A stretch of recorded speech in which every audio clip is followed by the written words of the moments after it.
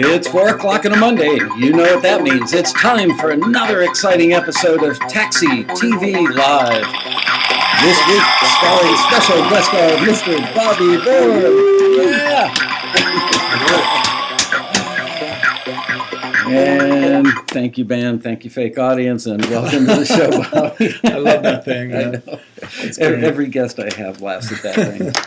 I should be maybe a little more. We're having fun. Yeah, we are. You got to have a little fun. So I've known Bobby for, 15 years probably. About that time, yeah. He is a world-class expert on just about every... Oh, let me open the chat room so I can say hi to you guys.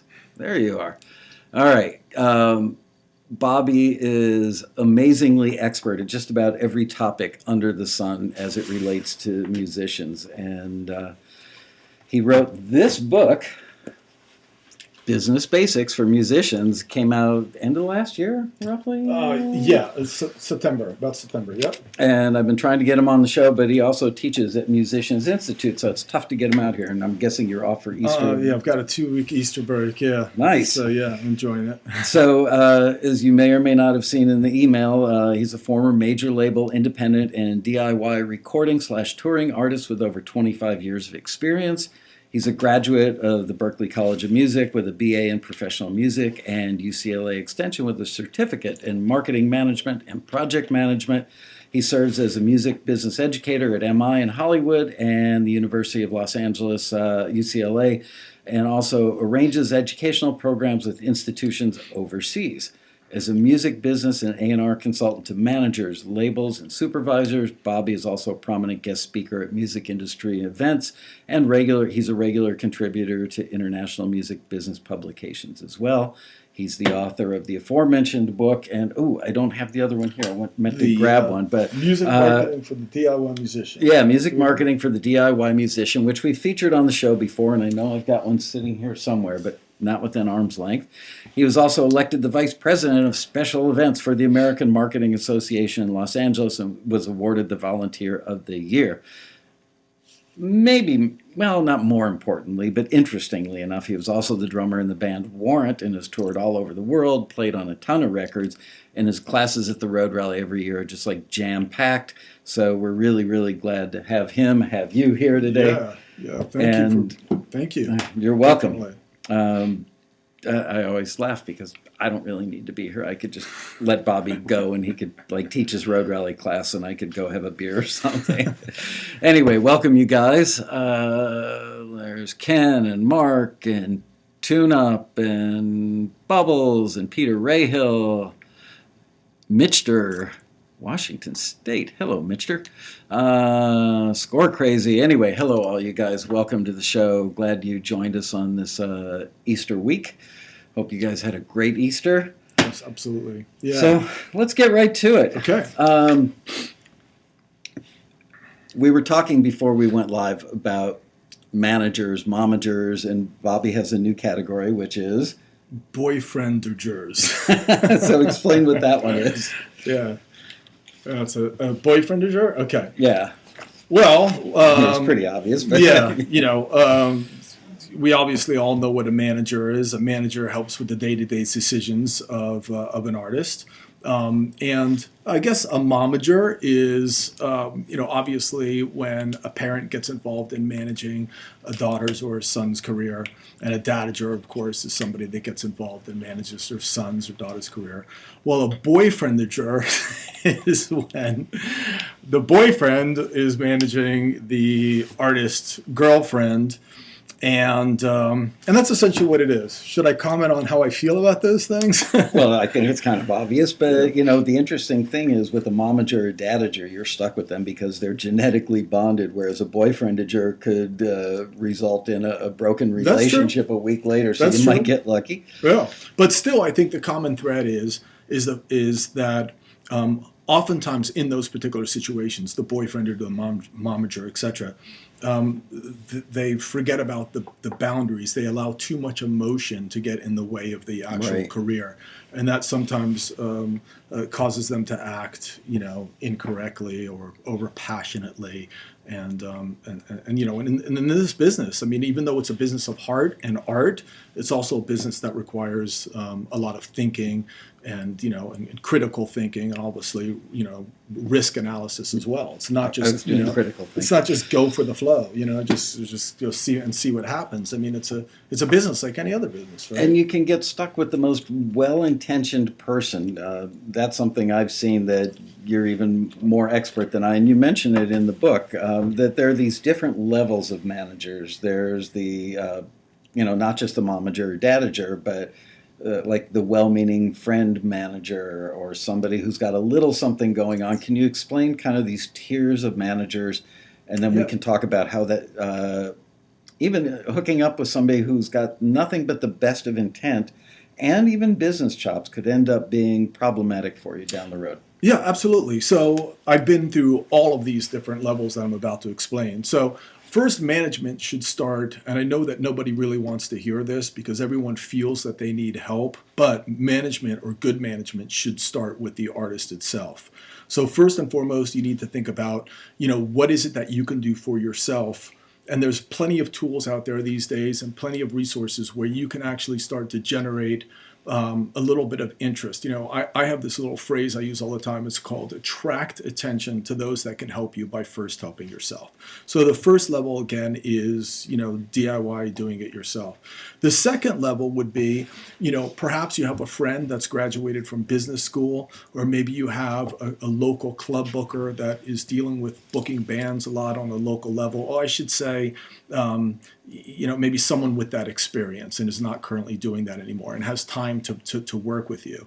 You know, they could actually be quite helpful in the early stages of your career because they're going to be the people that are maybe a little bit more gung-ho and want to, you know, jump in the van with you and pick up the cases with you and drive the That's van. the manager's Everybody best else is gig is sleeping. hauling stuff. Oh, you know, well, you know, in the early stages, of course, you know, when you're dealing with young, you know, managers that are just starting out, you know, those kind of managers are very, very possible. You know, one of my managers was a guy that was going to Harvard. He was going to Harvard Law School, so he's actually a student himself, but he really wanted to get involved with bands, and so he provided a lot of assistance and things like that with making sure we're getting together and meeting properly and all that stuff. So these people can actually be quite valuable, and I'll talk about in a minute about what some of the dangers of all these things are as well. Then, of course, as you start to kind of get things rolling, I call them, mid-level managers. This is maybe someone at the point now where you're maybe in a position where you're licensing a lot of music, or maybe even you're in a position where you're about to get signed to an independent label or major label. You'll find that there's another whole group of managers that you might be able to attract, and I call them mid-level managers. These are the people that, you know, maybe had an artist or a group where they were maybe had a little bit of success, but they're still very, very eager for that really, really big band or big hit. And then, Because of course, that elevates their career, and absolutely. you become the vehicle for Yeah. them. And then, of course, there's the big league managers, which I also have had. I mean, one of the biggest rock management companies in the industry. And there's this perception that, you know, they can pick up the phone and make literally everything happen. The problem is, well, we'll get to the problems in a minute, but those are the really big league ones that have been in the industry and manage, you know, the Chili Peppers and the Metallicas and things like that, you know. So, I mean, that's what we all think we want. So, should we go backwards now, and I'll tell you the Yeah, but pros why and can cons? I cannot think of his name. Who's the guy who was the Eagles manager, still is the Eagles manager. Probably the best known manager of our lifetime. I can't think of his Irving Azoff. And I loved it. I've probably mentioned this on the show before. When the Eagles were inducted into the Rock and Roll Hall of Fame, I believe that's what Don Henley said. He may be Satan, but at least he's our Satan. Oh, that's great. I love that quote. Yeah, Azoff is one of the few guys that can virtually make anything happen just because of force of will, I think. Wow. But how many people are going to be lucky enough to get that guy? Wow. Yeah, that's for sure. I mean, that's a very, very difficult person to grab. So we'll go backwards real quick and let's talk about some of the pros and cons to all these things. So those are the different levels of managers. So The DIY manager, let's go back to the very beginning again. What's the pros of that? The pros of that is that, this is your life, this is your career, you're taking the bull by the horns, you're making things happen, you're not waiting around for anybody to call you and to tell you, hey, your life can move forward now. You are in charge, you are in control, and there's a lot of power and beauty to that, because trust me, I've been in situations where I've believed and counted on people, and then I've sat around waiting for phone calls. So the good news is you take the bull by the horns and you make things happen, and you attract the attention of those that can help you by first helping yourself. The bad news is that you're going to do things wrong. You are going to make a lot of mistakes, which mistakes are good sometimes because you can learn from them. But you are also going to be maybe a little bit overworked. You might be a little bit over anxious and a little bit, desperate to move things over. You might not be necessarily good with your time management and making things all come together in an integrated manner. So those are the downsides. Moving on to the next level, having your friend involved, or maybe the local startup manager guy, that's going to be useful because they'll be able to help you with some of these things and get organized and help you make calls and things like that. However, the downside is that there's only so much you can expect from them, because they're still learning the industry as well. They might have limited connections as well, and certainly they could be making some mistakes as well. And limited time, because chances are they have a day gig. And and you also have to remember that to you, your career is the most important thing in the world, but to a manager, their career is also very, very important, and they're going to be working with other artists. So, it's kind of like I always joke that it's kind of like a relationship. A manager can have 7 different girlfriends, but you can only have one manager. So how is his time or her time going to get delegated between all of the different bands that they work with? Mid-level managers, what could the good news is obviously is they're very young and usually passionate because they want to elevate their career with that big artist. The downside, of course, is that again, only so many limited connections, only so many things that they might be able to get you on. Big league managers, the good news is the credibility that's going to bring. Immediately, if you say that you're managed by this manager, people are going to go, wow, really? Right. Downside You've got something going on, or they wouldn't be managing. Absolutely. Yeah. Downside is they're probably going to be spending most of their time working with the artists that are making them the most money. I don't want to say any names, but literally I was with one of the biggest rock management companies, and I thought that was going to lead to us going on tour with some of the other artists that they actually managed. Never happened. We never did as much as one date with some of the bigger bands that they actually managed. Why do you think it didn't work out? Because you would think it's to their benefit to expose their new act with their more experienced and bigger act, because that elevates your income, which puts more money in their pocket. Yeah, you would think. But, they were spending their time with the artists that were bringing in the most money. And I remember it was really, you guys, it was crazy. It was like I tried to get them on the phone, and it almost was like they were annoyed by the fact that I was calling. When you call somebody and you're like, hi, can I speak to them? And they're like, okay, Bobby. And then the music comes on and they come back and they're like, they're out to lunch. And you're like, this is ridiculous. Yeah. I feel like... I'm sitting in front of your offices, cars in the lot, he's not out to lunch. I know. It was crazy. And I'm not stalking him. Those are the pros and cons, and those are the different levels, But definitely don't be afraid, you guys, to roll up your sleeves and start, and just like make things happen. I can't tell you how many times I put my faith and trust into a manager that told me that we're going to do all these things, and it was just a bunch of lies and promises to kind of keep me motivated. You once used the phrase, you've got to manage your manager. That's right. And so that means that you have to know what a manager needs to be doing, should be doing in order to manage them. So you might as well DIY it. Yeah. Well, if you, man. Exactly. I mean, it's instead of making the call yourself, now you're calling some other person to ask them if they made the call. And giving them 20% for doing it. Yeah, that's right. Yeah. So also, let's talk about sunset clauses, because sometimes when you get that young local manager, I've used the example in the past of somebody who maybe is like a real estate attorney in Cleveland, and they see your act at a gig. They come out, they fall in love with your music, and they're really passionate. Their heart is in the right place. And they get you down the road a piece. And next thing you know, you're sitting in there in an A&R office at a label, and you get signed, and the label says, or we will sign you, but you know, your manager's not that well connected at radio or with Right. booking people. His usefulness has run its course. You may want to think about ditching your manager, and we'd be more than happy to introduce you to other people. And now you're entering into the territory of the sunset clause. Can you tell them what the sunset clause is, why it's there, and how that can screw you up down the road? Yeah. A sunset clause is commonly found in management agreements. And essentially what a sunset clause does is it limits or sets the sun, gradually on the commissions that the manager can earn on deals that they negotiated or substantially negotiated during the term of the contract, comma, after the term of the contract. So in other words, let's just say this is the term of the contract, and right here the manager negotiated. Let's just say, for example, deals are commonly like two firm records and maybe 3 options. So that deal is going to extend past the term of the manager's agreement. Now, let's just say, for example, at the end of the manager's agreement, you decide you don't want them anymore.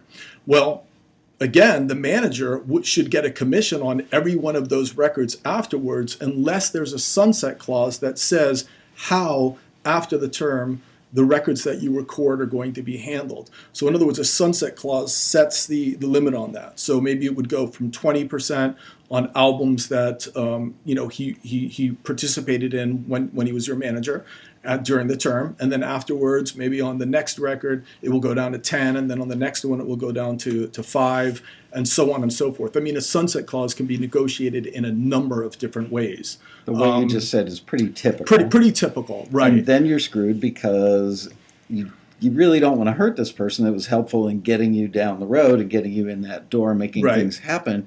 But you understand the wisdom of going with a bigger, more well-connected manager. Who is also going to want 20%. Right. So now 20 and 20 equals what? 40. Yes. So yeah, exactly. Which is 10 away from your money, right? Yeah. So it's wise to have one. Yeah. However, here's the thing I do want to say.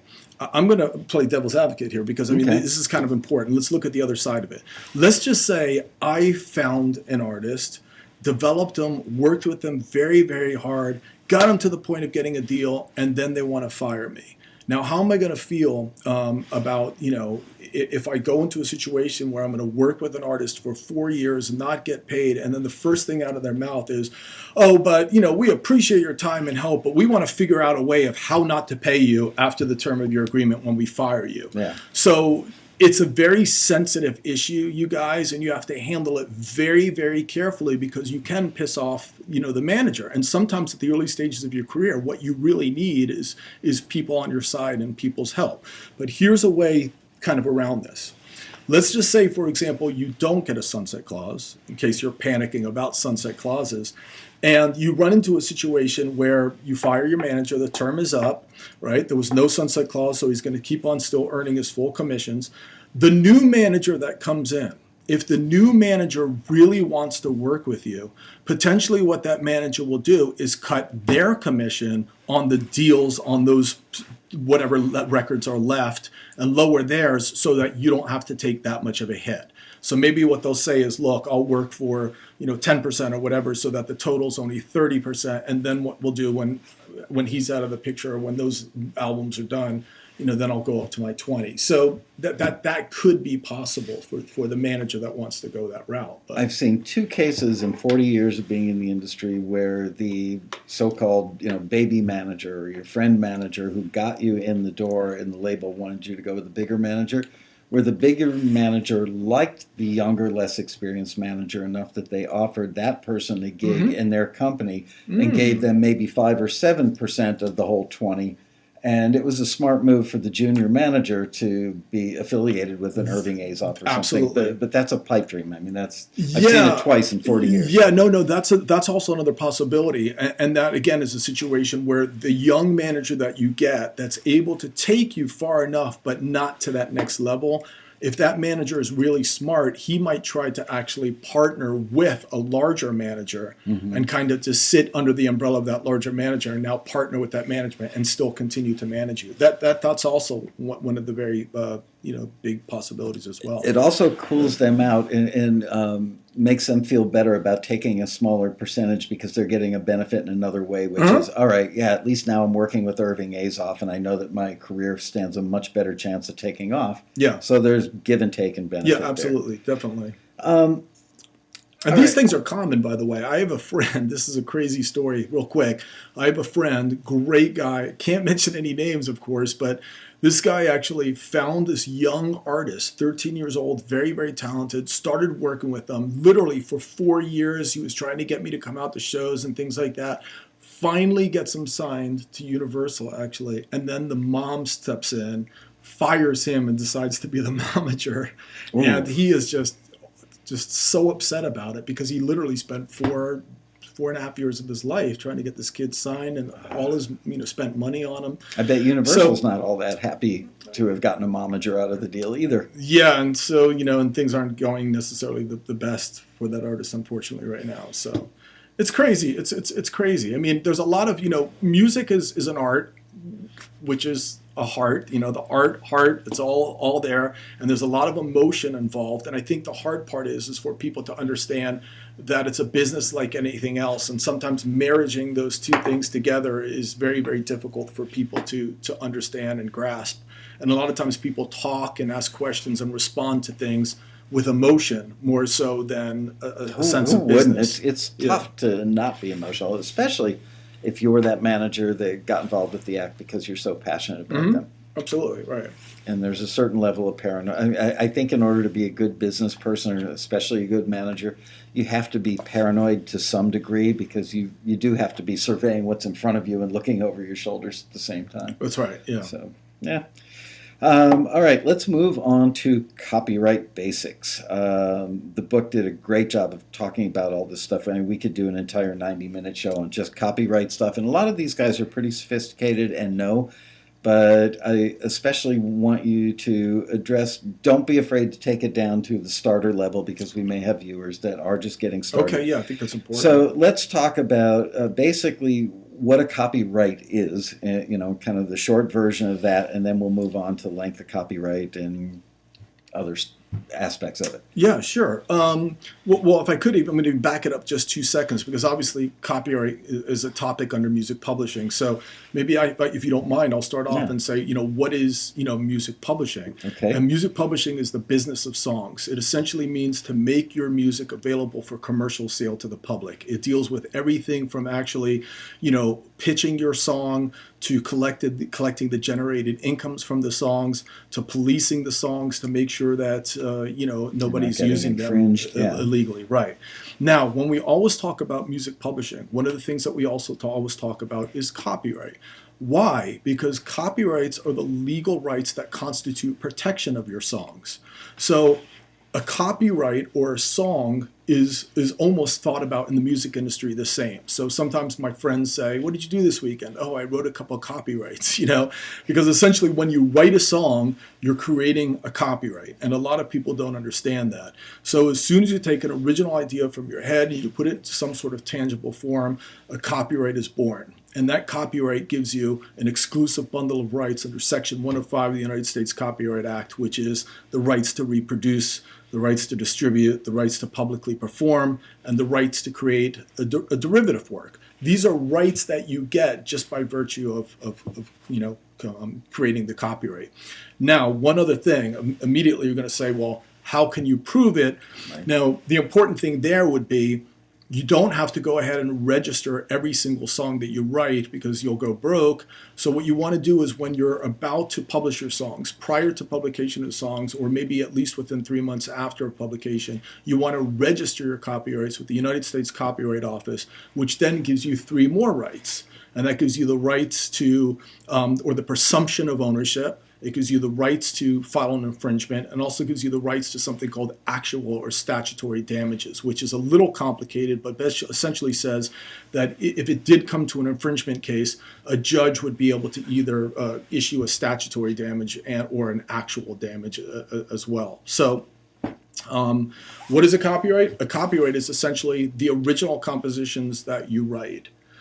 Now, it gets complicated when you write with two or more people. Well, and also because you're not just copywriting necessarily just the composition, but also the master recording thereof. True. Yes, thank you. Yeah. And a lot of times when people think about copyright, they just think about the song. But thank you. There's also a copyright in the sound recording as well. So when you are the person that is creating the sound recording, and that could be the producer, and it could also be the performers on the sound recording, that is another copyright, and that's called a master or sound recording copyright. So in other words, you can have, this is a little complicated. So let's just say that's the song. Can you guys see that? So that's the song. Okay. Sharpie. Use a Sharpie. Okay. So let's just say, for example, we write a song. That's the song. Okay. And now we actually record that song, and that is the recording of the song. So both of these are copyrights. That's copyright 1, and that's copyright 2. So essentially what you have is you have a copyright sort of on a copyright. Can we see that? Probably. Yeah. In any case, so they're two different things. And as DIY artists, you can actually own both copyrights. You can own the copyright in the sound recording, and then you can own the copyright of the song on the sound recording. But that's not the way it always works out. And that's sometimes where it gets a little complicated. So let's talk about various kinds of, let's talk about the basic split, the compositional split. If you and I sit down and co-write a song today, there are splits involved. Talk about splits. Okay, great. So under the Copyright Act, again, there's something that is referred to as a joint work. So a joint work is when two or more people get together and they share in either the melodic or lyric content of the song or some very important tangible hook of the song, a joint work is formed. And a joint work is split pro rata, which means if there are 2 people in the room, 50-50. 3 people in a room, 33.3%. 4 people, 25%. If there's 5 people, 20%. If there is, 8 people, 12.5. Right, there's 8 people. Yeah, 12.5%. It's automatically equal. So let's just say Michael actually wrote the majority of the song, and maybe I only wrote 10% of the song. Under the United States Copyright Act, the split is equal. It's 50-50 unless there's a written agreement that usually on a split sheet that will stipulate how we decide that we're going to split that up. So after the song, Michael might say, Bobby, listen, I know that, under copyright law, we both are getting an equal share of this song. However, that I did actually write 85% of it. He's just a drummer. So that's right. Just saying. That's right. So I'm the drummer, and I might say, "Hey, how about these couple words?" And he's like, "Yeah, thanks, Bobby."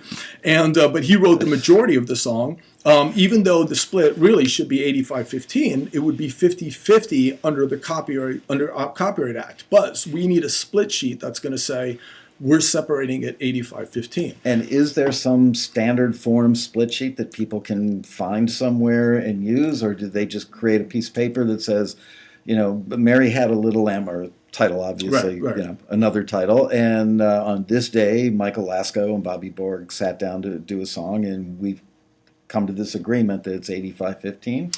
Will that do it, or does it have to be on an official No, form? it doesn't have to be, you don't have to pretend that you're a lawyer and write in legalese. You can just specifically say, this is the date, this is the title of the song, this is the names of the people, here's the splits, and everybody sign it, and everybody take a copy of it and put it in their files.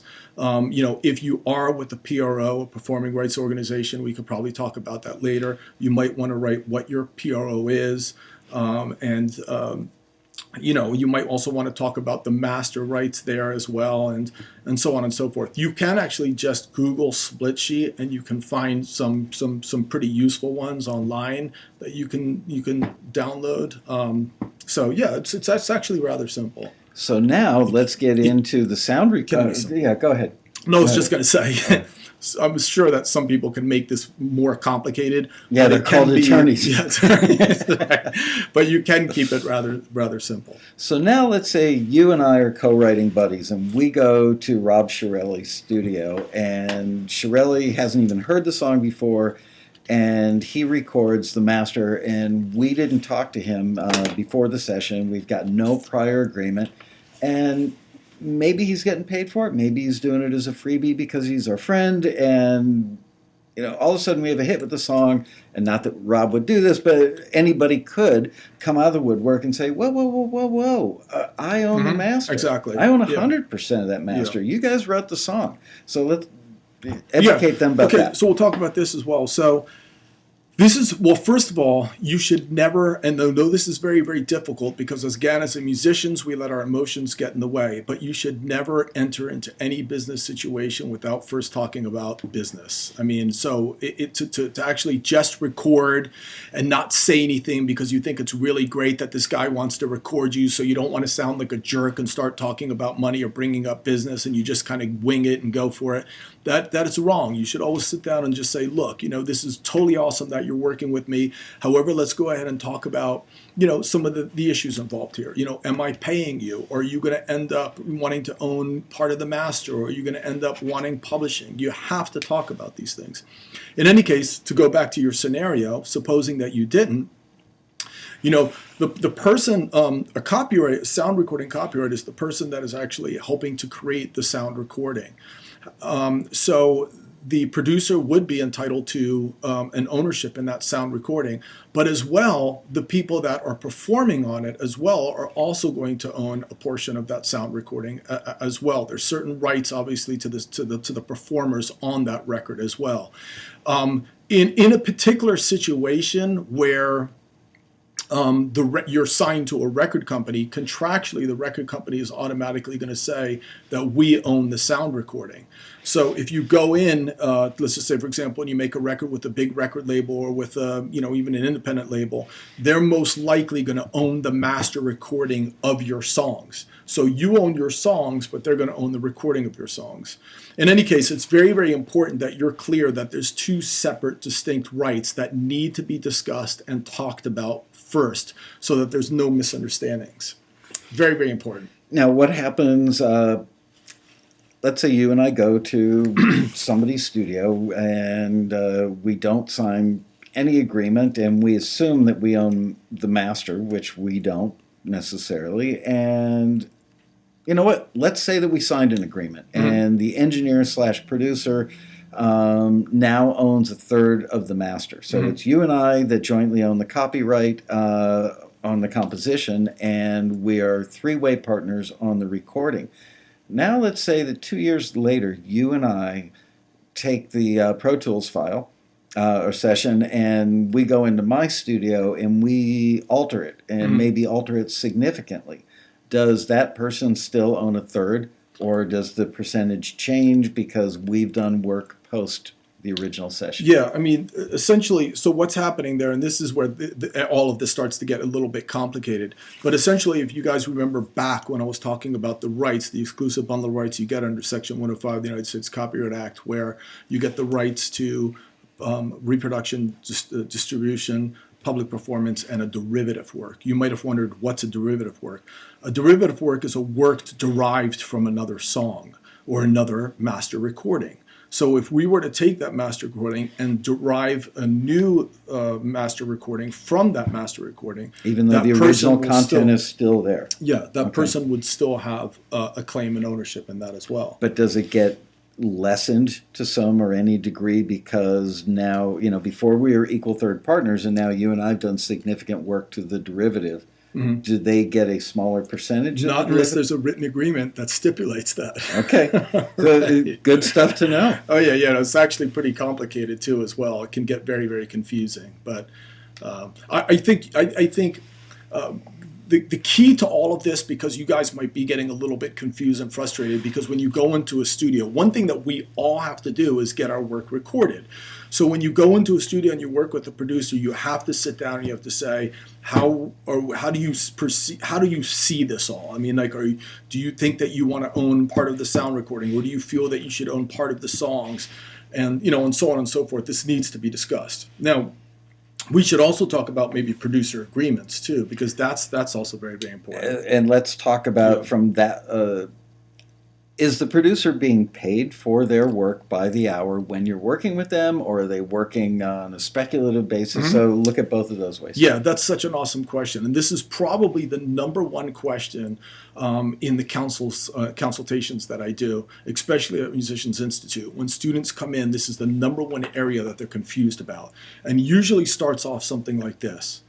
So, Bobby, I went into the studio and I recorded with this guy that gave me his card, and he said that I was really, really great. And we went in the studio and we started recording, and now he's saying that he owns the masters and he owns part of the songs, so again, you have to talk about this stuff. So here's how it could work. There's a number of different ways. Number one, the DIY way. That's essentially you do your own recording. Number two is the DIY way where you actually outsource and you pay somebody a flat fee. It's like, you're going to make my record. There's going to be 10 songs. It's going to start on this day. It's going to finish on this day. I'm going to own the songs. I'm going to own the masters. And here's $10,000, or $15,000, whatever. Then you might be going, well, damn, Bobby, we don't have $15,000. So what is the next, way? Sometimes there's what is called a bartering system. So in other words, let's just say you sing beautifully and you can offer a service to that producer. And you could say, listen, I'm going to record all of your demos. I'm going to sing on your tracks.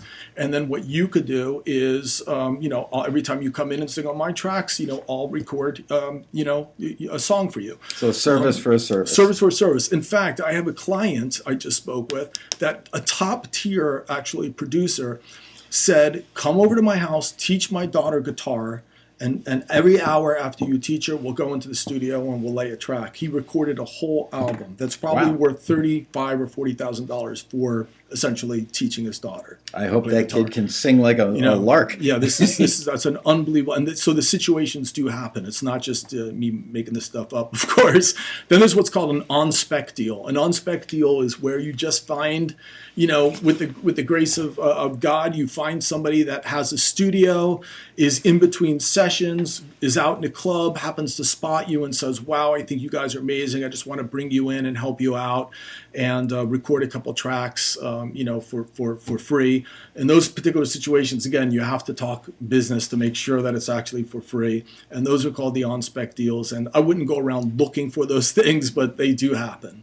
The next situation is, where you can't afford to pay any more than a couple of $1,000s, but the producer wants 20. So then he might say, well, I'll tell you what, I'll take your 5. But as a result, I'm also going to own either all of the master and you can own the songs, or some other combination. I'll own half the master and half your songs. So now is the question of, what do you do? It's the opportunity cost, right? The old economic theory, opportunity cost. For every opportunity, there's a cost to that. So not doing it, then you don't have your songs recorded. Doing it, now somebody owns and essentially controls half of your songs. Which kind of renders them worthless in many cases, not all. Well, especially if the relationship ends up poorly. I mean, imagine this scenario. The producer owns the master, you own the songs. There's some kind of falling out, right? Now, a licensing opportunity comes up for you where maybe you can license something for $100 or something, or $200 or $300 into maybe some documentary or something, and you're excited about it because you think it's going to help promote you, but you also need to clear the sound recording rights. Now the film company calls the whatever producer that doesn't like you anymore and says, 300, screw that, I want 2,000, and blows the deal for you. Yeah. I mean, that can happen. So do you want, I like to think of our songs as babies, and so how are you going to sort of handle your babies? I mean, when I write books, I don't want anyone to own any part of it. I want to be the full owner of that song. And maybe when I do a publishing agreement with a publisher, they are clear that I own the copyright of that book and I have all the creative rights and so on and so forth. Because it's 3 or 4 years of my life and heart and soul. I'm not just going to give that and turn that over to somebody else. So you have to weigh these types of situations. So you're licensing the content to the publisher for X amount of time, and if they fail to make you happy at the end of that term, you still own the content, could go to another publisher or publish it yourself? That's correct. But then, of course, you have to be really careful about what the end of the term is, Right. because if you're not careful, the term can keep on going. So yeah, but Options. yeah. It's a little, it's getting complicated, but the industry is complicated. The right? world is complicated. Yeah, that's true. Work for hire agreements. That dovetails nicely into this whole conversation. So you mentioned before about the singer. So let's say you and I take our song that we co-wrote. We go to Rob Shirelli's studio, and Shirelli brings in a vocalist to work on our song. So we've already agreed with Shirelli that we're going to be, let's say, 1/3 owners of the master. You and I share the copyright equally. And now we've got this very talented singer singing on there, but yet there was no work for hire agreement signed. So again, can we get in big trouble, or at least be over the barrel, as it were, if we go to license that song for a major motion picture and the singer never signed a work for hire agreement? Yeah, I mean, so what you should do is when you, let's just say, for example, again, you and I are in a band that we write songs, and we need to hire musicians to have them play on our songs, obviously. What we should do is we should have a work made for hire agreement that stipulates very, very clearly that they are providing a service for a fee, and any other rights that they might be entitled to under copyright law are being quit claimed, and that we are maintaining the full rights to ownership and everything. Explain what quit claimed means, because I only know about it in the real estate context. Yeah, they're essentially, I mean, they're giving up any rights they might have to rights in the master or the songs. And the reason why you got to kind of throw that clause in there is because when it comes to sound recording copyrights, it gets a little bit of tricky about what a work made for hire is. And so you just want to kind of put in there that any rights they might be entitled to, they're sort of relinquishing under the terms of this agreement. Now, you're paying your musicians $400 or $500, but or whatever, to play on your record, but they are not going to have any rights to to ownership, essentially. Mm-hmm.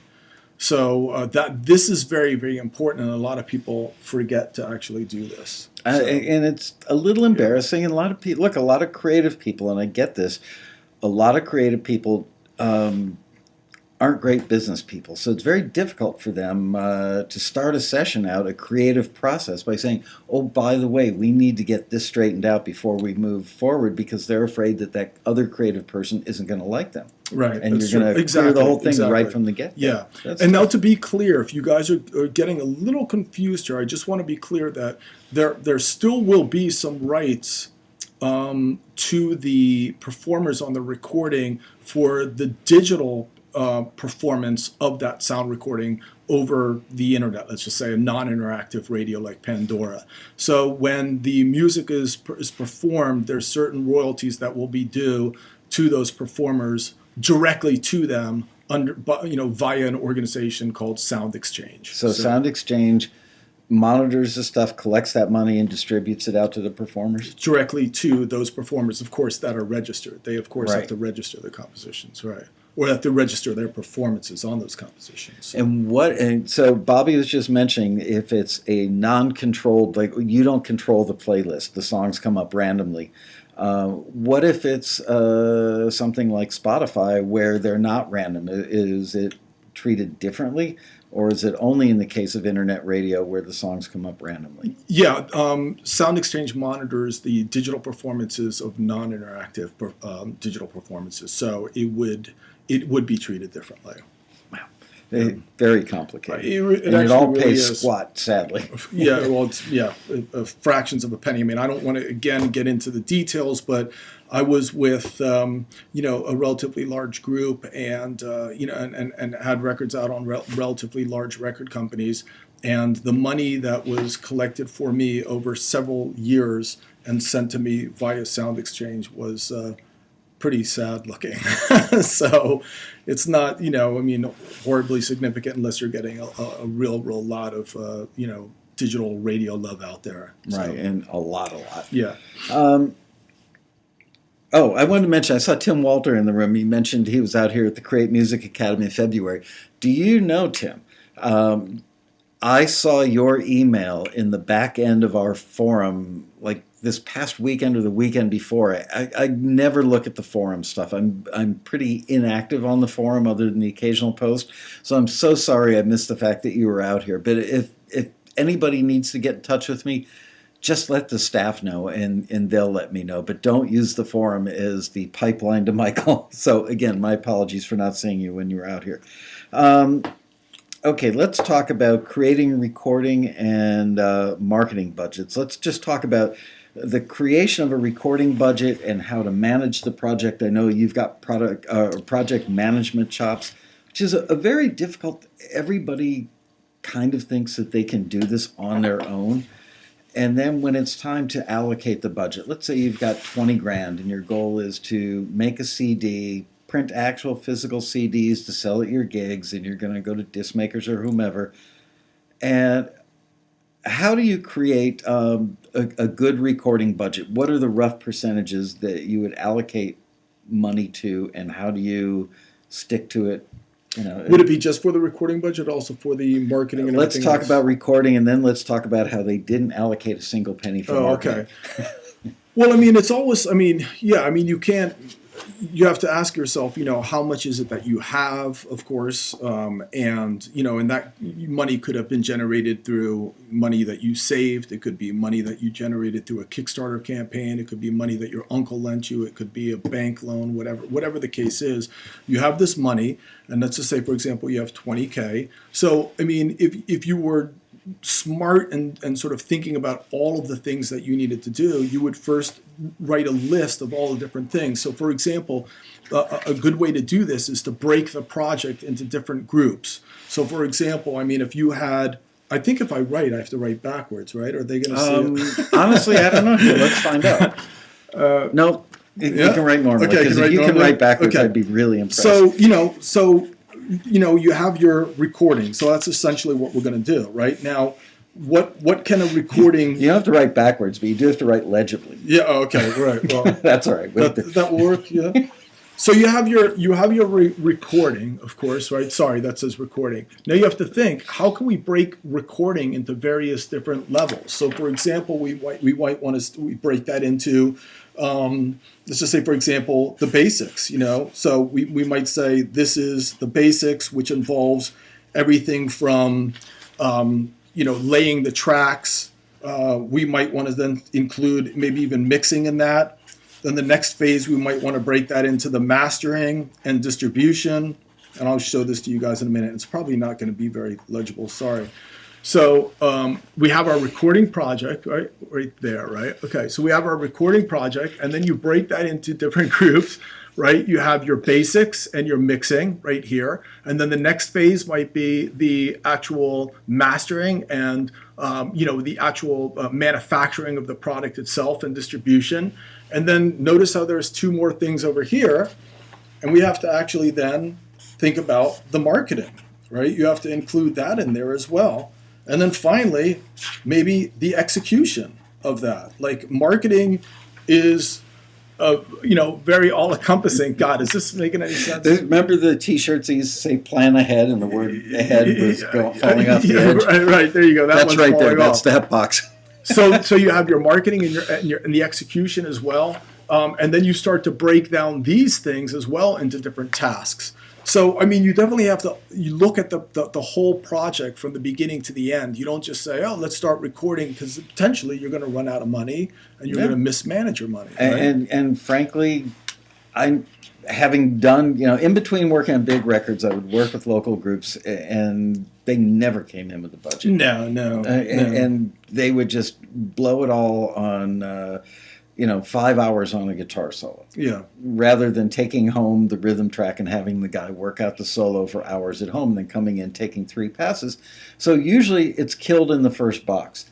Yeah. And they end up with no marketing money, nothing for distribution, nothing for mastering, and everything, the quality goes down the tubes because there's no money to allocate to those things. That's right. Yeah. Definitely. And they spend a lot of money, $15,000, $20,000 on a recording, and then they want the everything else to just sort of be free and for things to Right. fall into place. Yeah. And you only have so many family and friends that will buy that CD. Yeah. Let's see a show of hands. How many of you bought 1,000 CDs and have 850 of them in the garage? Let's have some plus ones for hand raises.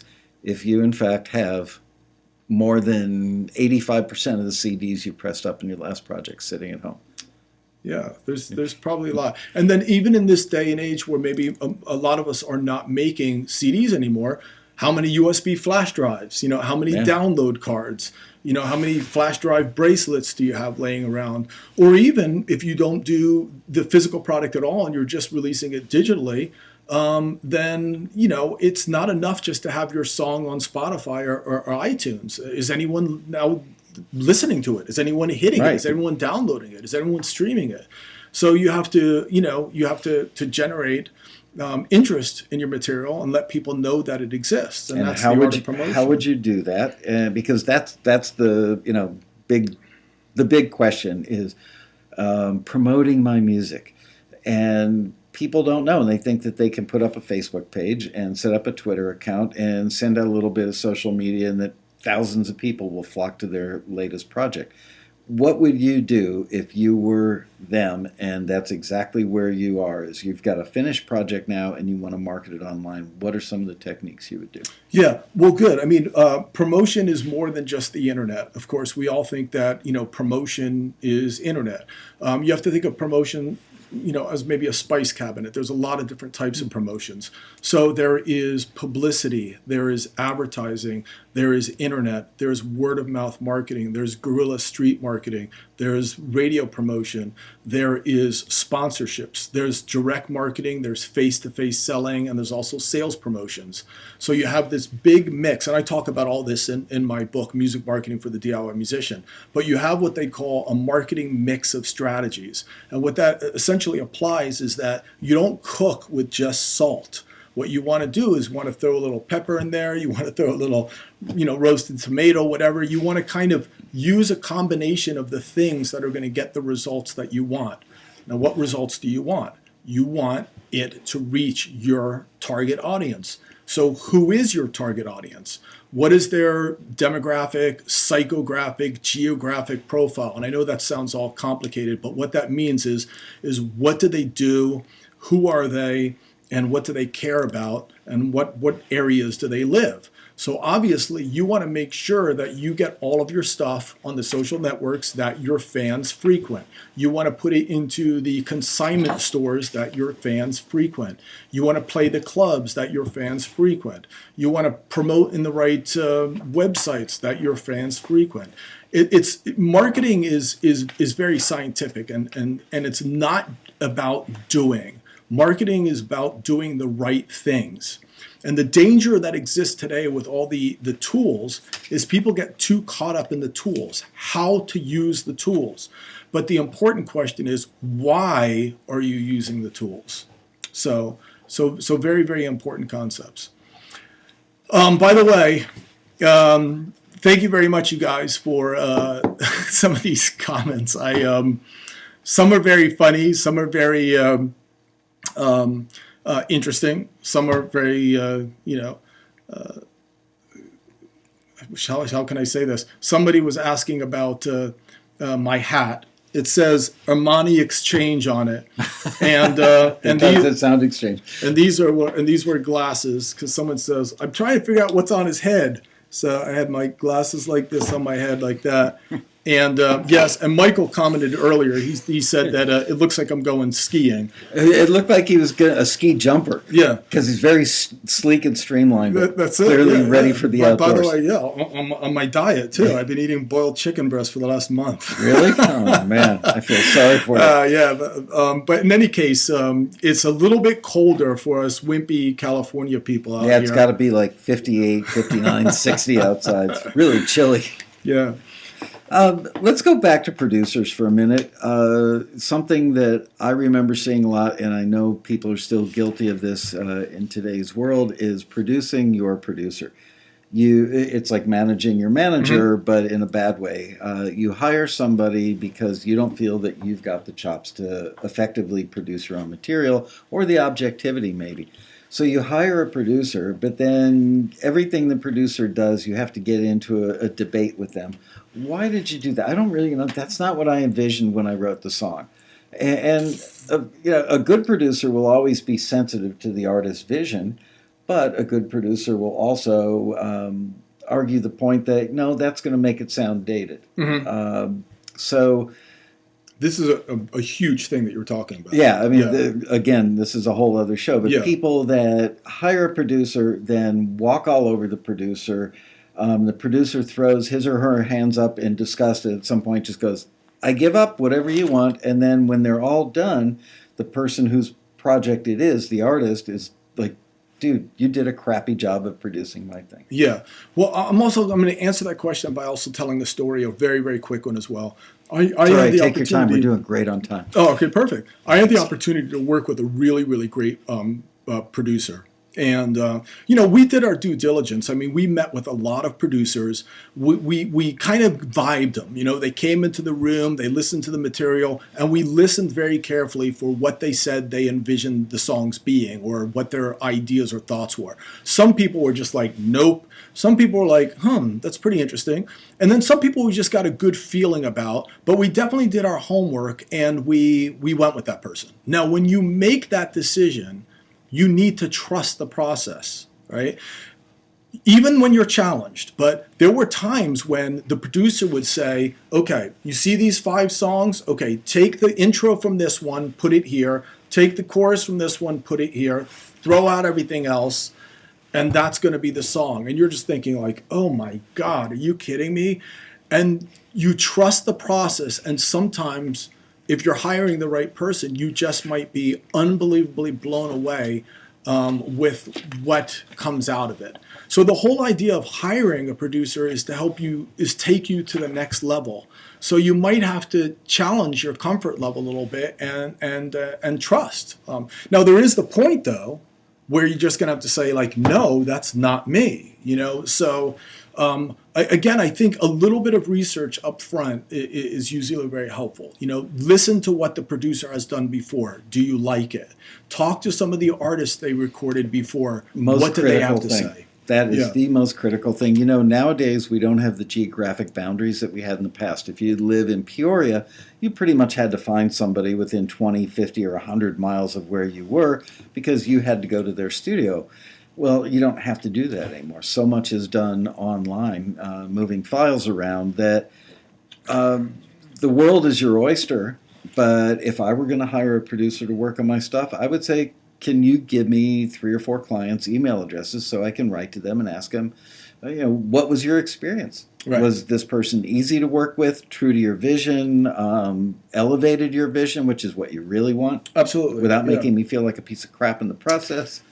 Exactly. I mean, when you hire the producer, you really have to be sure that that's the right person. I mean, at least do your homework, and then you have to trust the process. I mean, and of course, the producer has a very, very difficult role of being part babysitter, part psychologist, right? Yes. A lot of psychologists. Yeah, for sure. Arbitrator for with arguments within the band, or the writer is not the singer, and the singer wants all that stuff. Yeah, and actually, the producer is going to want to try to push you to get the absolute best out of you, and sometimes that might feel uncomfortable. But what's important is the way the producer pushes you. Mm-hmm. So I've been in situations where the producer actually starts to make you freeze because the way they handle it, they're like, let's take it again, Bobby, that kind of stuff. That can totally psych someone out. But one particular producer I had was absolutely amazing. I wasn't, they tempos for drummers, they can go faster, but try to slow a tempo down and the drummer can't find the pocket. So there was one particular song where they decided to throw back the tempo a little bit, and it was hard. I wasn't pocketing because I was feeling it faster. So he just says, you know what, you guys, let's forget it. We did enough today. Let's take a break. And he goes, Bobby, come here. He goes, these guys are tripping out, man. Let's go get like a dinner and have a beer or something like that. So we go, we're talking about just completely other stuff for about 3 hours. Then on the way home, he says, hey, do you want to go up and hit some drums a little bit? So I said, yeah, sure. So he goes, I'll tell you what, I'm going to run the click. Why don't you just go ahead and practice that one song today? I ran through it. He goes, we got the take. So, it's the way sometimes producers finesse you too to get the most out of you. So that's also very important too. Look for someone that, is clever with those things and isn't going to start throwing things around and getting angry and stuff like that. This is why, pro ball teams have team psychologists, because sometimes the coach can only get you so far, but there's a mental thing after it. Yeah, absolutely. Yep, definitely. Let's talk about compulsory licensing. It's a complicated subject, and frankly, there are aspects of it that I don't understand. So let's talk about, you've recorded something and you're the copyright owner. You own the composition. How does compulsory licensing, the provision, work into the whole picture? What do these guys need to know? Okay, well, I mean, in the simplest, that's a good question as well. I mean, under something called the compulsory licensing provision for phonograph records, what that essentially means is as soon as you make your music available and distribute it publicly, anyone can take that song and they can record it on their record, as long as they get a license and pay a fee, which basically what we're talking about is cover songs. So if you and I were to record that song and we release it on record, someone the next day can take that song and release it on their record, as long as they get a license and they're paying a fee under the compulsory licensing provision. Now, they're probably not going to get a compulsory license. They're probably going to get a mechanical license, an easier license from like someone like Harry Fox Agency, or they'll come to us directly and we'll issue it to them. But that provides people the opportunity to actually do cover songs. Now, keep in mind that I said it applies to audio-only recording. So if you take that cover song and now you make a video of it, you throw it up on YouTube, that is not legal. Now you might say, well, how is it possible that there's so many cover songs on YouTube? Well, a couple different reasons. Number one, sometimes they don't get enough hits for anyone to notice them. And then sometimes when they do get taken down, someone else just puts it back up again. That's one reason. Number two, it could be that the person actually did go out and seek a synchronization license. Number three, there is laws that basically state that a publisher has the right to send in all of the songs that they own and represent. And they have an option of either making YouTube take the video down or putting advertisements on it so that at least there's some monetary value to the actual original copyright owner. So you see videos up online of covers and things like that, but you have to be aware of the laws and what's really going on behind the scenes. So it's, again, complicated. Here's how it gets confusing for me. You and I go back to our co-write that we did, and we recorded in, you and I own a studio in a basement somewhere, so no third party has any right to the master recording. We own the copyright and the master. And now you and I throw it up on YouTube. Okay. And it's up there on YouTube, but we own it. Does that give somebody the right? Does the compulsory license kick in at that point because it's publicly distributed, or does it have to be affixed to a phonograph record or something? You know what I mean? Oh, I see. The compulsory license applies to the audio-only recordings. So if you have a visual component to it, now it's a synchronization license is required. But they're taking our song, let's say that the video is just a still shot of you and I. Okay. And so does that apply? They're not licensing the video. They're just taking the song, the composition. Some could argue that the picture itself creates a visual component or a synchronization, right? However, I know that that's one of the ways that a lot of people try to get around the law is by just having a still picture. Okay. So it's confusing. I'm pretty well educated on this stuff. You There's are. a lot of it where I don't know. It is confusing. Yeah. And if you ask an attorney, it becomes more confusing.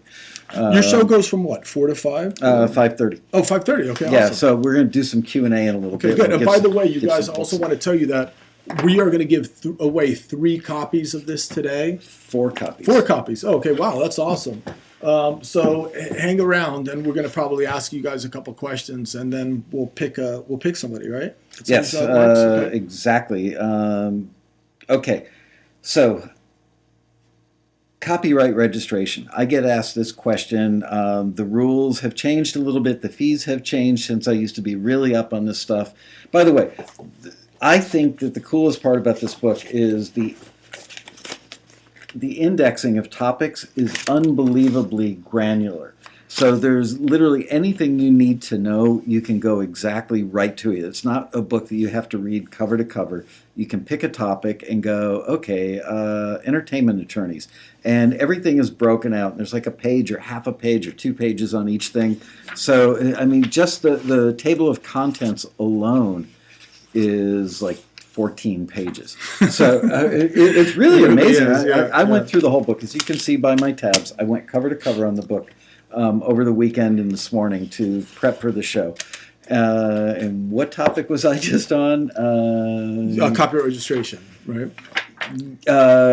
Registering, yes, with the Library of Congress Copyright Office. So it used to be there was an SRU and a PAU, and it cost, I don't know, $25 or $30. Can you talk about the various ways to register your copyrights and what the associated fees with that are, and what's the most cost-effective way? Yeah, it's a little confusing, but essentially if you go to copyright.gov, I will say that they have an awesome website. They've really made some improvements, and they have this PDF that you can download about how to copyright register your songs. That's really great, that everybody should do it and everybody should read it.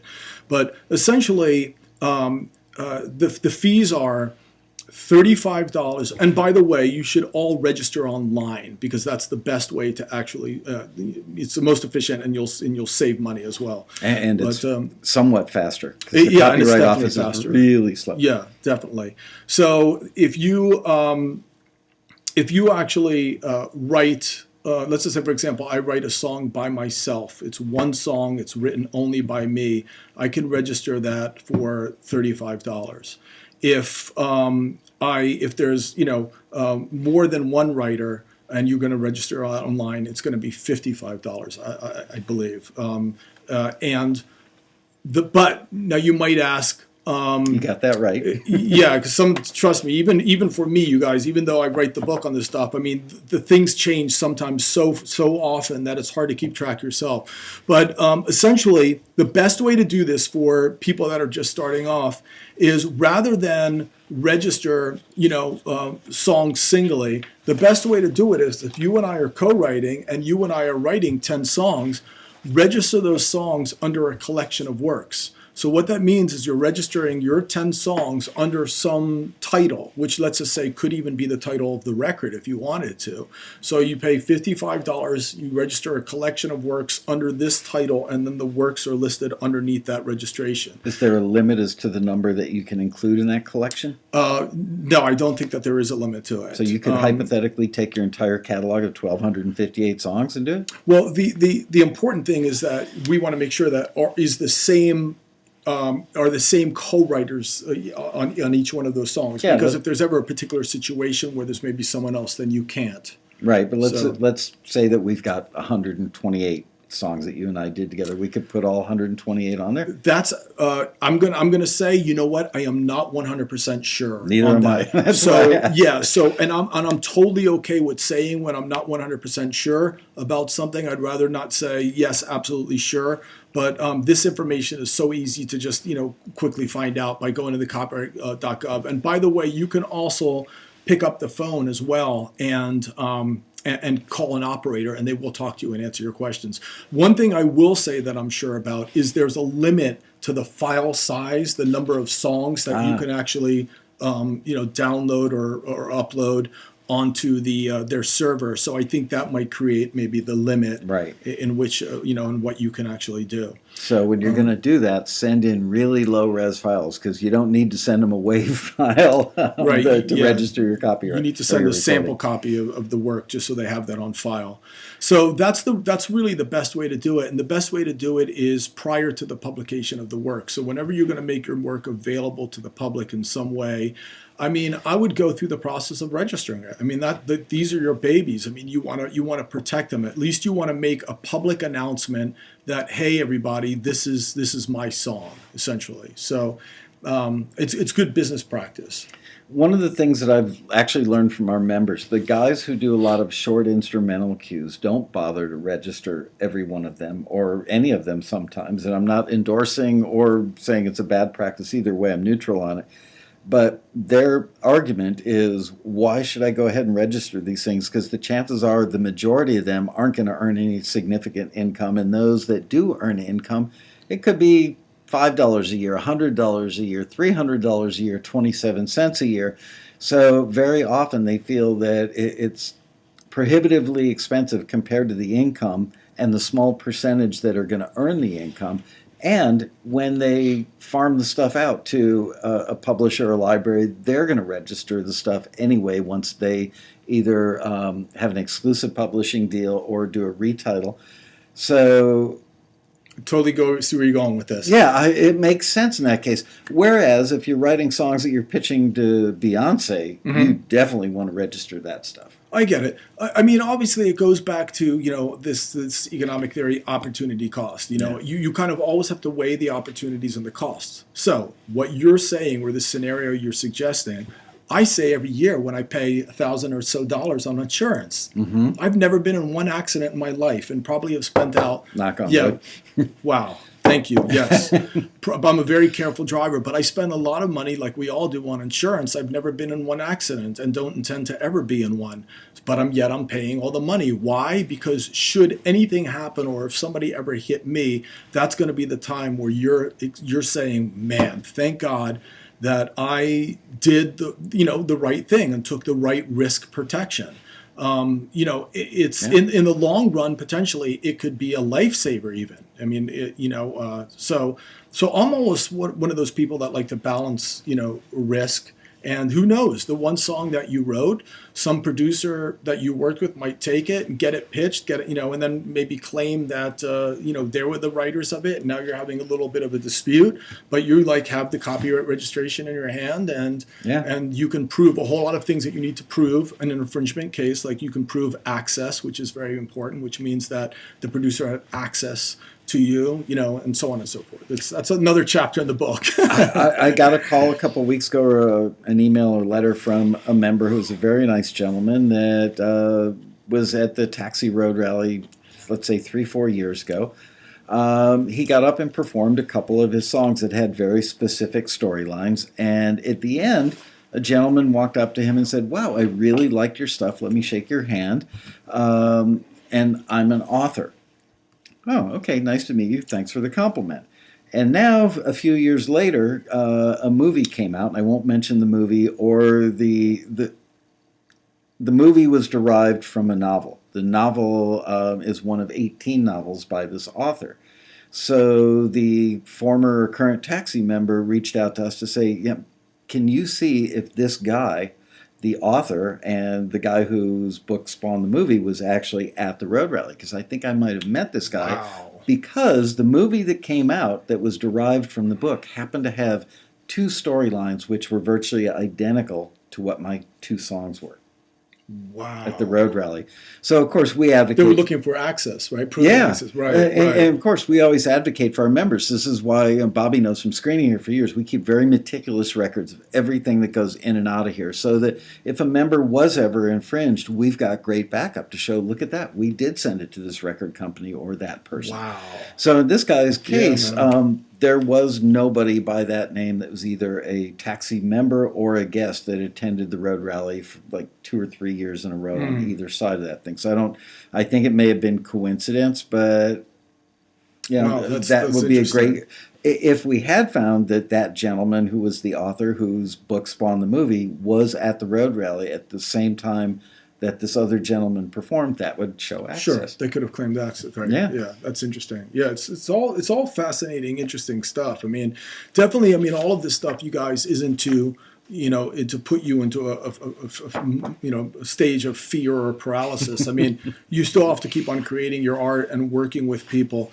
I always just say, just be careful with whom you work with. I mean, don't just work with anybody. And that's a mouthful these days, where people are meeting on the internet and they're forwarding tracks back and forth with each other in different countries and things, where they don't even know where they're really sending things. I mean, so you just also have to be, you just have to be careful. It's the Wild West out there, but common sense is usually your best guide, and taking the extra little effort to apply the common sense, because a lot of people don't. Right, right.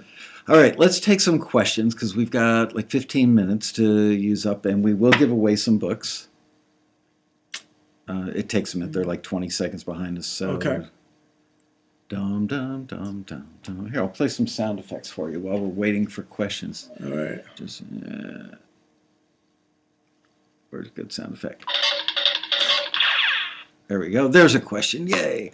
How does copyright work for an arrangement, recording? Whoa, come Public back. domain, I think it is what it is. It's a public domain question. Okay. And is that good? So I pretty much caught it. Okay. So pretty much the question was, I'm not sure who the person was, but I'm sure you're still watching. It was a question of how do copyright issues deal with public domain? So public domain is essentially, after the term of copyright, and that depends on when the song was written and what the copyright term was at the time. But when it falls out of the copyright term, it is now what's called in the public domain. That means anybody can use that song without paying a license, essentially. Now, if you were to take parts of that song and create a new song, now that would essentially be creating a copyright that potentially you would then own. So that's how that works. Somebody asked a question about trademarking your band stuff. I'm going to try sure. scroll because I know you're extremely articulate about this. Let's talk about that. Okay, can you talk a little bit about trademarks regarding bands? I would assume that this person means the band's name, the logo. Yeah, sure. Let's talk about that. So essentially, I by the way, you guys, maybe if you don't know a whole lot about me, you can always go to my website, bobbyborg.com, so you can know a little bit more about who's been talking to you. But I've been in bands like literally ever since I was 12 years old. And so I've gone through all of this stuff. If I were to come up with a name and write it down on a piece of paper and sort of envision this career based on this band, I would automatically might think that, oh, I own the name, right? I came up with it. But it doesn't really work that way. Trademarks are based on usage and commerce. So essentially, if you have a group of people all together and you don't discuss issues regarding the band name, and everybody starts using that band name, let's just say, for example, playing clubs, you are essentially creating a trademark. It's limited to the geographical region in which you're using it, but essentially a trademark is born. And all of the members of the group that are using it have an equal share in those rights. Now, what might happen is if the band breaks up, and four members all decide that they want to continue using that name, now you have trouble. Potentially everybody can use it, but the problem is you start getting lawyers involved, and people are going to say, now you're defrauding the public because no one knows really who the real band is, so now nobody can use it until you guys could figure it out. The problem about a trademark or a band name is you have to look at it, it's a valuable asset. A name itself, a name of a company, Coca-Cola, is worth billions, right? So a name of your group could be worth millions as well because you're building equity in that name. So you want to be really, really careful about what happens in situations when the band gets into a fight or a leaving member leaves. You want to make it really clear about who is entitled to the rights to that band name and logo. So very, very important stuff. So my suggestion to you is, you should have a band partnership agreement together, which indicates these things. But also at some point when you're starting to cross over boundaries, you're starting to tour, you're starting to put your stuff up online, you might want to consider registering your trademark with USPTO.gov, the United States Patent and Trademark Office.gov, which is highly recommended to do. So that should give them a good enough primer. Absolutely. By the way, you guys know I never have people on the show just to plug their books or their gigs or whatever unless I know them and trust them and consider their information so valuable that you'll think it's valuable. Well, Bobby's information is valuable. Buy this book. I'm amazed by the table of contents. And I do want to point out that, I mean, this isn't, and I say this, because I put so much time and effort and love into this. This is not Bobby Borg's viewpoints on music business or marketing. Right. It is an exceptional amount of research where I've talked to hundreds of people in the industry and in fact quote them regularly. So it's not like, here's my point of view. This is information that I essentially took, complicated information, and tried to break it down into simple terms that I could understand and you he's guys a drummer. Could understand. Exactly. Sorry, I can't stop. No, Drummer. my books are called Business Basics for Musicians, right? Music marketing for the DIY musician, the Musician's Handbook. You are one of them. Absolutely. The position in the marketplace was that when I was an artist full time, I didn't know what the hell was going on. This stuff was all too complicated. And when I opened up a book and looked at it, I was like, this isn't for artists. This is for lawyers, not some guy that's hopping in a van to go on tour.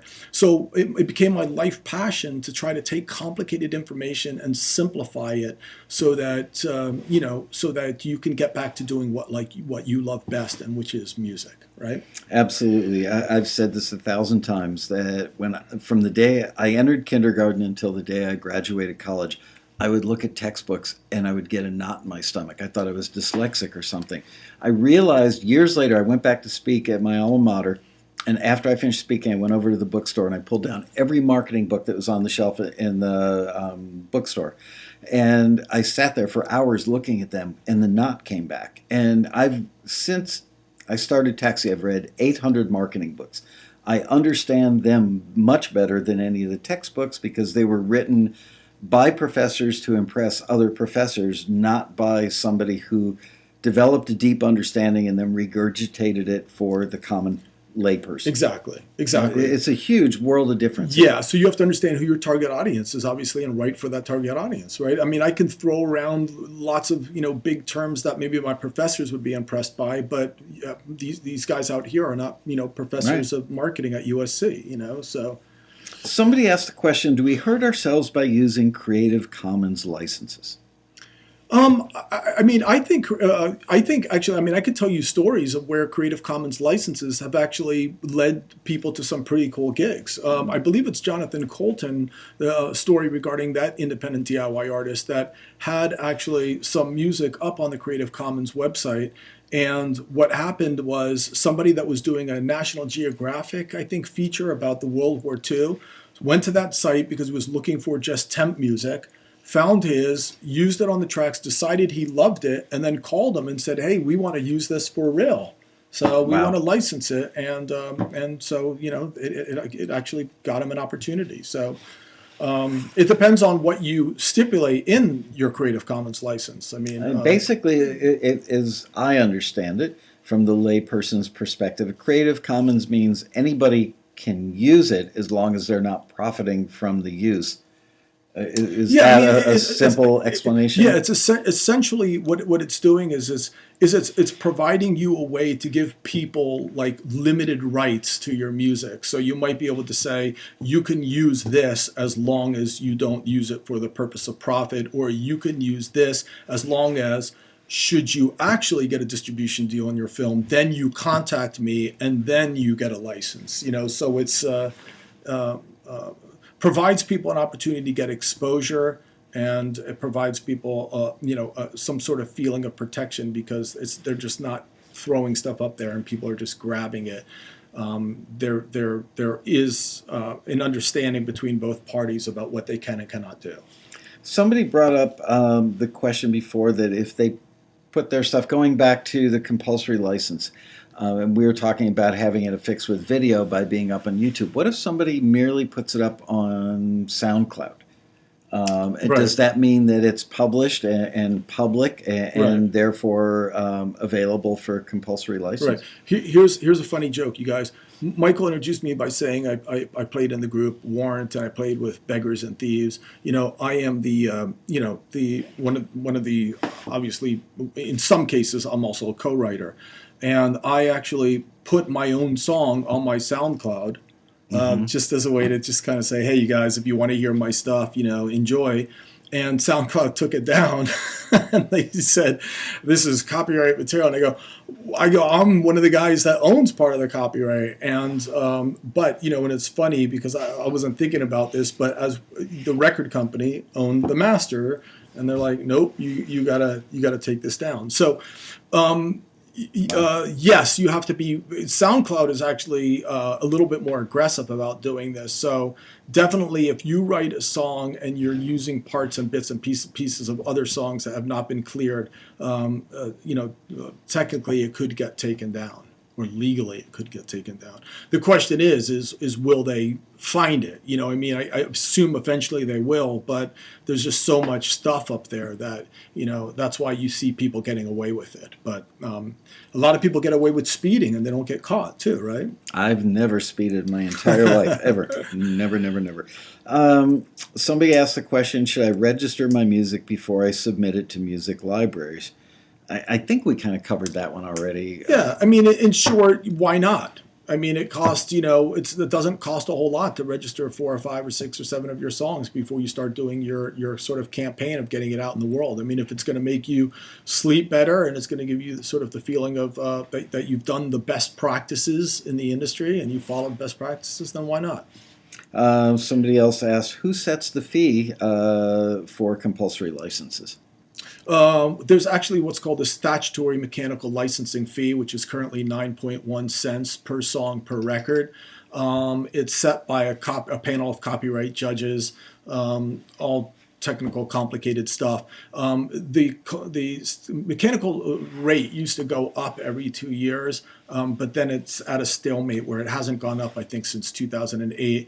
And I think in 2017, there's something is going to happen with that rate, and hopefully it's going to go up and not down. The record companies are trying to fight for it to go way down, and we'll see what happens. So, and it's amazing because so few CDs are manufactured, and that's where the mechanical rate originally came from.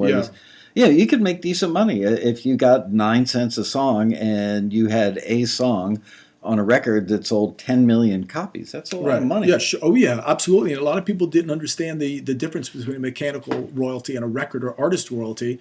When I was with Atlantic Records, our record didn't sell that great, so we were far from recouping. However, on the mechanical side, because I owned song rights, was a big, $7,000 mechanical royalty check. And I'll tell you one thing, when you're eating top ramen, $7,000 buys a lot of top ramen. So...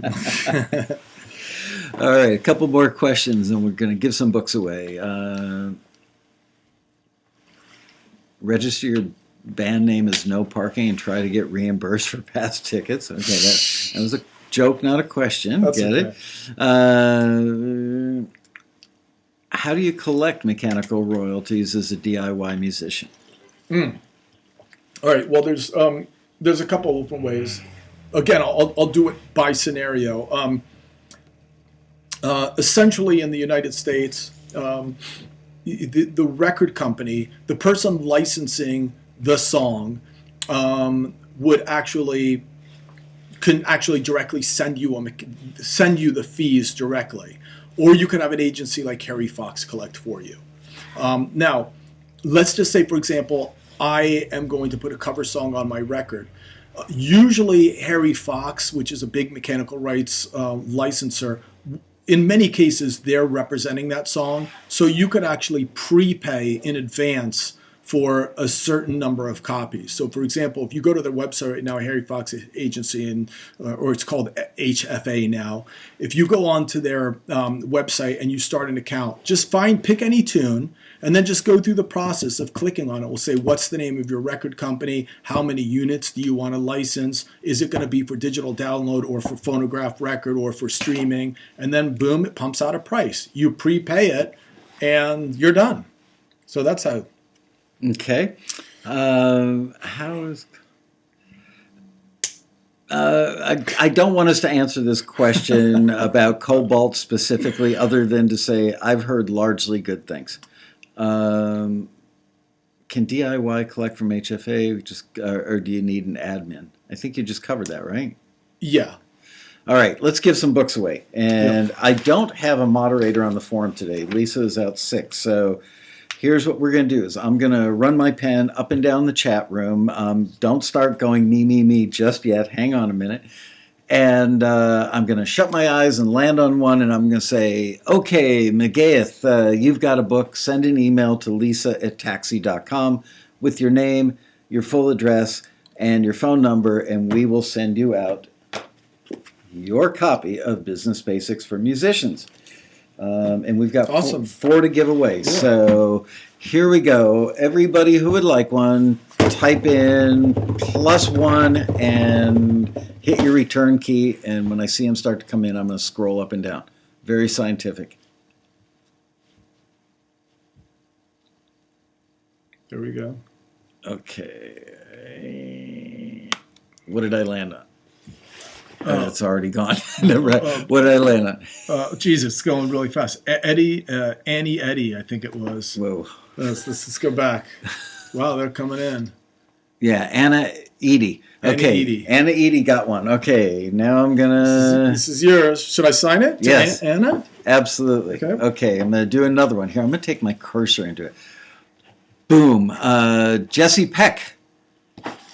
All right. Okay, Jesse Peck and Anna, send an email to lisa@taxi.com. Boom. Tune creator. All right. You got a book. All right, one more. Oh, man, they're pouring in. Now you guys are waking up. Okay, one more. Oh, man, that scrolled off the page so fast I couldn't do it.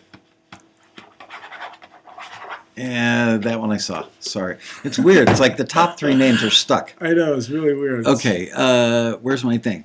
Russell Landwehr. I actually know Russell. All right. Forget it. I'll buy the book. Well, no, you don't have to, Russell. You just won one. Okay. All right. Little less than scientific, but we try really hard to be fair. Is that 4? Or? Yeah, that was 4. Here, to Russell with 2 S's, 2 L's. Okay, good deal. So I also want to point out to you guys, I'm sorry to those that did not win. But the good news is if you wanted to get a copy of this, you can go to my website, www.bobbyborg.com. And on there, on the website, when you get this, you also get it's a $20 DVD and a $10 audio CD on the music business for free.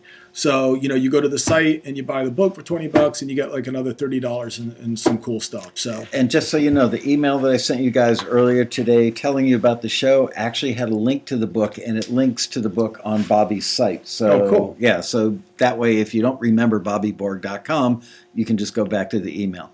So with that, I would like to say thank you. Yeah, thanks very much. And if I could, real quick. Yes. By the way, this is just a real quick plug. Coming out today is this new book called 5-Star Music Makeover. I'm not going to talk a whole lot about it today, but just kind of look out for it because I'll be promoting it in the future.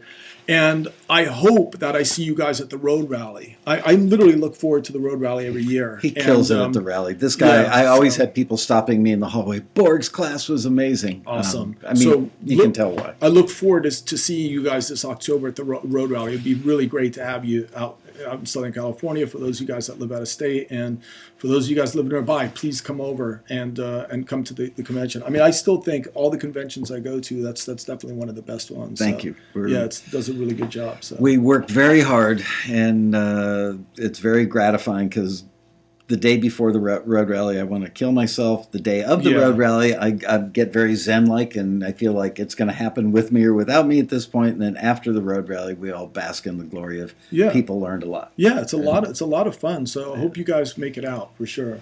Great. Well, we will see you guys. I think, I'm not sure, and I don't have my book near, but I think next week I may be out of town. Is it next week? I don't know. I'll let you know if there's a show coming. Oh, no, I'm here next week, and I am going to hit somebody up locally to do a remote in their studio and have them produce a hip-hop instrumental cue so you guys can see how that's done. And with that, we bid you adieu, and we will see you next week for another exciting episode of Taxi TV Live. Thanks, you guys. It's fun. Take care. Bobby. Yeah, thank you.